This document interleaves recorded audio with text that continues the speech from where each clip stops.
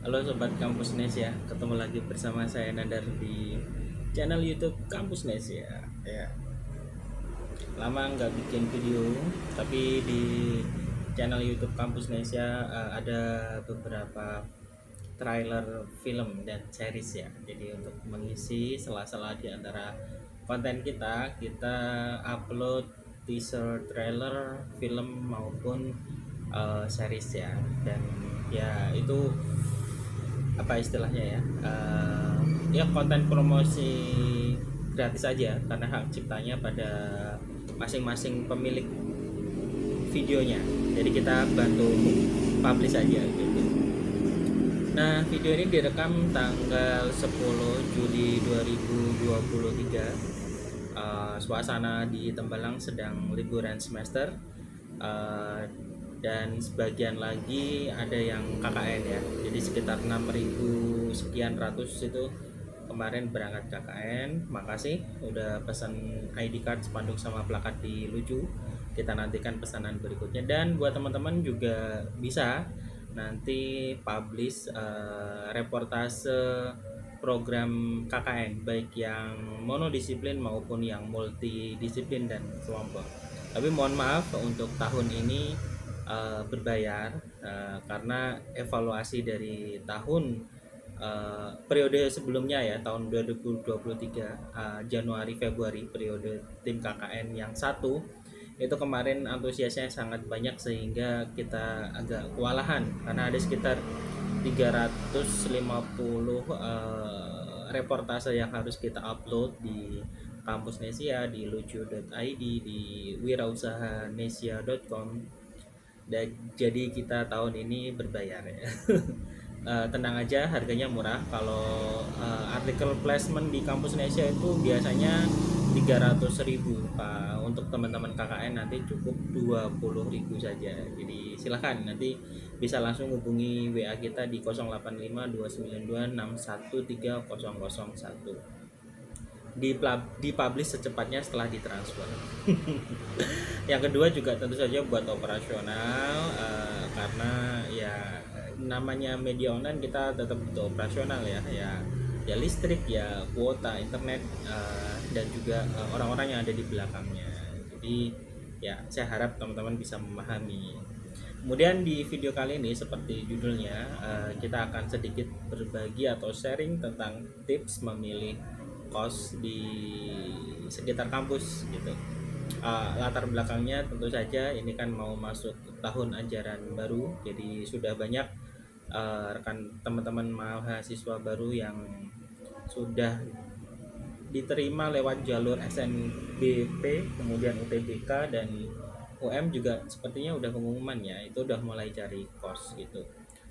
Atau juga mungkin teman-teman yang mau pindah kos gitu, dan juga ada yang melatar belakangi tentang fenomena maklar kos ya, yang kemarin rame di kampus tetangga yaitu UNES gitu. Dan itu menyebabkan, kalau dari yang saya baca di UNES Manifest itu banyak kos-kosan yang harganya naik signifikan dan juga uh, menjadi beban untuk teman-teman mahasiswa baru maupun yang lama, karena yang lama uh, harus ikut dinaikin atau pilihannya keluar dari kos yang ditempati gitu ya. Dan kemarin agak-agaknya udah mulai merambah ke Undip ya.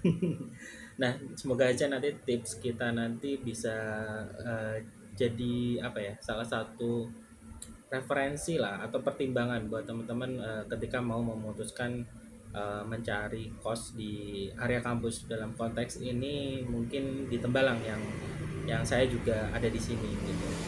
Jadi yang pertama tipsnya adalah uh, carilah yang tempatnya nyaman menurut teman-teman. Nah, karena kan definisi kriteria nyaman tiap orang tentu beda. Ada yang benar-benar mungkin memperhatikan kebersihan tanpa toleransi, tapi mungkin juga ada beberapa yang punya toleransi terhadap kebersihan, kemudian ukuran, kemudian bentuk tempat tidur, meja dan lain-lain. Jadi pastikan teman-teman nyaman dulu dengan kos-kosan yang akan dipilih gitu. Yang berikutnya, perhatikan lingkungan. Jadi tips yang kedua adalah perhatikan lingkungan. Pastikan teman-teman berada di lingkungan yang aman gitu. Aman, kemudian warganya juga ramah. Jadi karena kita mau tinggal di kos-kosan itu paling enggak kan sampai lulus ya gitu, atau minimal biasanya kalau kos-kosan ya 1 semester gitu ya, minimal biasanya, atau 3 bulan gitu. Jadi pastikan teman-teman tinggal di lingkungan yang aman gitu. Yang ketiga, kalau bisa ya dekat dari kampus, walaupun biasanya nanti berbanding lurus dengan harga kos-kosannya, karena makin dekat biasanya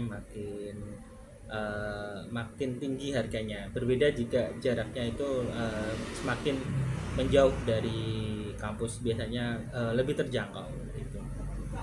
Kemudian berikutnya adalah ketika teman-teman cari referensi, entah itu di Google Map ataupun di Instagram, itu pastikan ada review atau ada ulasannya gitu. Jadi ini untuk menghindari penipuan atau kos-kosan bodong gitu. Karena kemarin ada yang sudah terjadi ya, ketipu gitu. Dia nyari di Google Map dan dia menghubungi nomor yang tertera, hanya saja akun tersebut atau info atau iklan kos tersebut tidak disertai dengan ulasan. Artinya belum pernah ada yang kos di situ mungkin, atau mungkin yang kos di situ belum pernah memberi review gitu. Sayangnya dia udah transfer, dan ketika sudah transfer ternyata kosan itu fiktif, atau ya intinya orang itu menipu gitu. Jadi uang DP-nya itu hilang gitu. Yang kedua, yang berikutnya, yang berapa tadi berarti 4 atau 5 ya. Ya, pastikan menghubungi nomor kontak pemilik asli atau pengelola. Ini ada 2 hal. Yang pertama, untuk menghindari maklar atau calo yang kalau calonya baik itu ya mungkin dia nggak akan nambah-nambahin ya, atau nambahin pun dikit. Atau kalau di Tembalang nih, setahu saya maklar itu nggak ada. Setahu saya ya. Jadi kalau teman-teman nanya orang lokal sini tuh biasanya ya dikasih tahu aja gitu, tanpa embel-embel nanti dimintain uang uang apa istilahnya, komisi atau apa gitu ya. Harusnya kalau ada maklar itu yang ngasih tips itu harusnya dari pemilik kos, karena sudah membantu mempromosikan atau mendapatkan penghuni baru gitu. Jadi harusnya tidak dibebankan ke calon penghuni kos atau yang sedang nyari kos gitu. Ini menurut yang saya perhatikan dan saya pahami ya gitu. Jadi kalau ada maklar yang nambah-nambahin harga seenaknya, itu wah, itu nggak baik lah ya. Sebaiknya Anda pergi dari area Tembalang. Yang kedua adalah sekarang itu sedang musim penipuan itu lewat komen palsu di Google My Business atau Google Map. Dan ini tidak hanya menyasar usaha-usaha kosan penginapan, tapi juga nyaris semua usaha. Nah, jadi modusnya adalah mereka itu membuat akun Google dengan nama dikasih nama file name itu nanti pemilik gitu. Nah, nanti modusnya dia akan jawab pertanyaan di kolom tanya jawab di Google My Business atau Google Map gitu ya. Jadi kadang kan di Gmap atau Google My Business itu kan ada fitur tanya jawab. Nah, di situ dia nyari mangsa nanti kalau ada yang bertanya. Contoh misalkan teman-teman lucu.com itu, percetakan kami itu beberapa kali jadi target gitu. Jadi nanti kalau ada yang nanya misalkan harga plakat kayu berapa, nanti dia jawab gitu file nama akunnya itu pakai nama pemilik padahal dia bukan pemilik gitu. Terus nanti dia jawab bisa, terus nanti dia ngasih nomor WA yang tentu saja nomor itu adalah nomornya pelaku penipu itu ya, jadi bukan nomor pemilik usahanya gitu. Nah, nanti kalau dihubungi, kemarin saya sempat coba gitu, mencoba salah satu WA itu nanti tampilannya ada tulisan admin 1, admin 2 dan seterusnya gitu. Nah, nanti misalkan ada orang nanya-nanya terkait apapun yang dia sasar itu, nanti ya intinya nanti minta DP atau pembayaran dan kasih rekening, tapi itu bukan bukan pemilik asli gitu. Kemarin saya coba tiap kali ada notif itu selalu saya report as spam atau informasi tidak benar. Kemudian nomor-nomornya saya kumpulin, ada threadnya di Twitter Kampus Nesia dan akun Twitter saya pribadi @nandarart @nandar_art gitu. Sama kita buatkan postingan di Kampus Nesia, jadi disitu kita update tiap kali ada yang mencoba uh, melakukan penipuan, itu kita update nomor-nomor pelakunya. Dan itu ada beberapa yang komen di Twitter itu ya, cerita kalau mereka yang pemilik usaha itu jadi korban, ada juga yang customer itu nyaris jadi korban. Jadi kemarin dia cerita nanya di akun apotek gitu, katanya barang A itu ada, pas dia datang ternyata nggak ada. Untung dia nggak beli lewat WA gitu.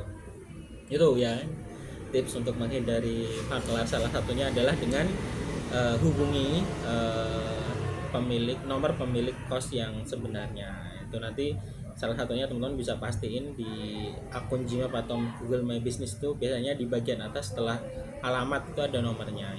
Itu yang benar. Jangan yang cari di komen atau tanya jawab, itu kemungkinan besar pasti penipu gitu. Kemudian setelah memperhatikan kenyamanan, kemudian keamanan, kemudian jarak, kemudian pastikan dapat nomor pemilik asli. Tips berikutnya adalah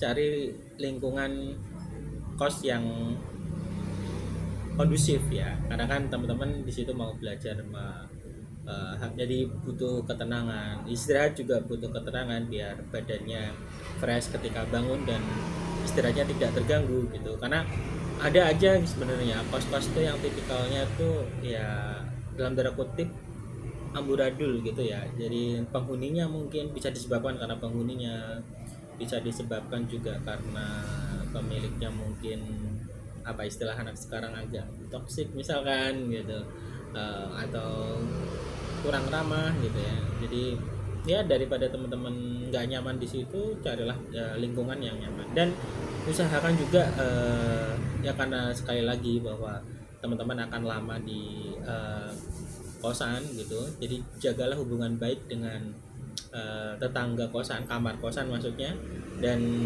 pemilik kos, terutama bapak ibu kos, karena di situ akan menggantikan orang tua kita, keluarga kita, saudara kita yang terdekat gitu ya. Jadi berteman dengan minimal kenal lah gitu ya. Jadi jangan sampai kita tuh nggak tahu kanan kiri depan belakang kamar kos kita itu siapa, dari mana, kuliahnya apa, fakultasnya apa, itu ada baiknya gitu. Karena ya selain nanti bakal bagus untuk relasi juga kalau ada apa-apa itu ada yang bisa kita mintain tolong. Sebaliknya kita juga harus peka. Jadi kalau tetangga kamar kos kita ada sesuatu yang mungkin butuh bantuan kita, ya kita harus bantu gitu. Jadi ya ibarat kayak latihan bermasyarakat lah gitu ya. Tapi cuman ini tetangga kos gitu. Jadi kan enak gitu. Makanya banyak cerita gitu, banyak menemukan saudara atau sahabat itu karena sama-sama tinggal di satu kos yang sama, walaupun bukan dari daerah yang sama atau jurusan atau fakultas yang sama gitu.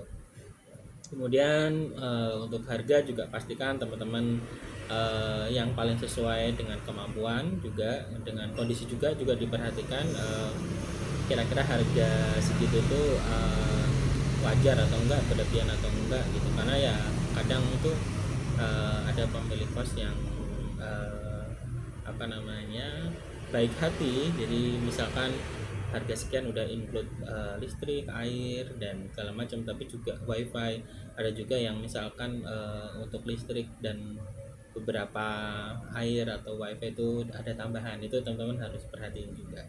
Termasuk waktu pembayaran juga ya, ini kan macam-macam ya.